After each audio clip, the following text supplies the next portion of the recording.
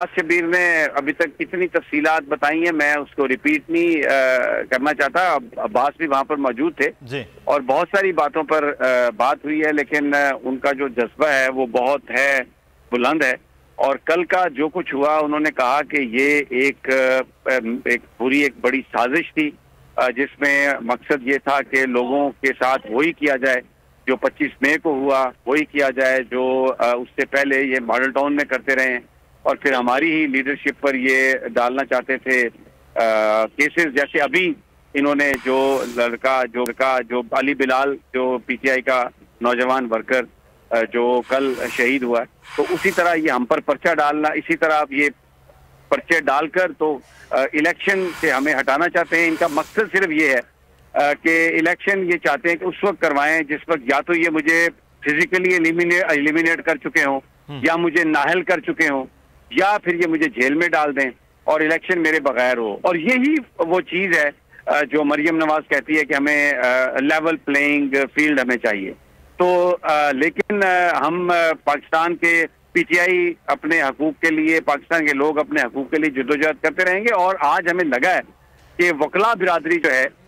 اس کو وہ خاص طور پر مخاطب ہوں گے۔ آج انہوں نے خطاب بھی کرنا ہے شام میں،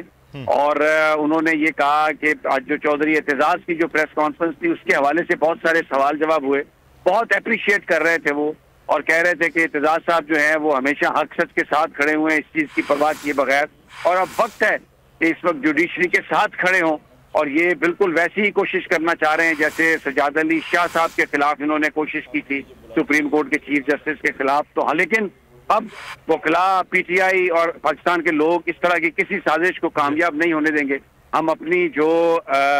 عدلیہ ہے اس کے ساتھ ہم کھڑے ہوں گے۔ تو بڑی تفصیل سے، اور انہوں نے اپنی بیماری کے بارے میں بھی، اپنے زخم کے بارے میں بھی بتایا، بہت غمزدہ تھے علی بلال کے حوالے سے،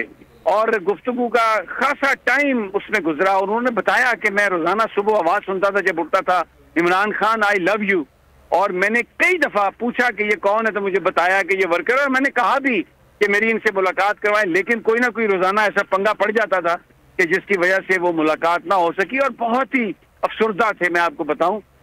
یعنی کانفیڈنٹ تھے، لیکن میں نے آج دیکھا، آج ان کا جو چہرہ تھا بہت دکھی تھا۔ وہ کہہ رہے تھے کہ میں ان کی فیملی سے ملا ہوں، اس سے ملا ہوں، بچے سے، یعنی فیملی سے ملا ہوں، اور اس کا ذکر، اور پھر ویڈیوز انہوں نے کہا میں نے دیکھی ہیں جو لوگوں نے مجھے بھیجی ہیں، تو بہت ہی آج ان کا دل دکھا ہوا تھا، اور وہ کہہ رہے تھے کہ یہ کتنے ظالم لوگ ہیں کہ اپنے لوگوں کو اس طریقے سے شہید کر رہے ہیں، مار رہے ہیں، لیکن ہم پی ٹی آئی جو ہے نا، اس سارا یہ جو سسٹم ہے، اس کو ان کا یہ کہنا تھا کہ وہ تبدیل کریں گے۔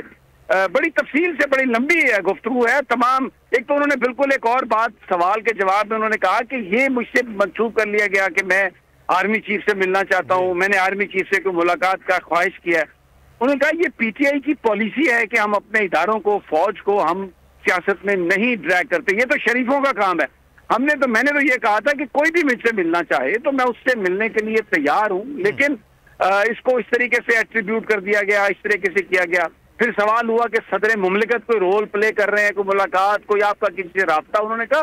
کوئی رابطہ نہیں ہے، صدر صاحب کے ساتھ جو ملاقات ہے وہ ہماری اپنی انٹرنل ڈسکشنز ہوتی ہیں، اپنی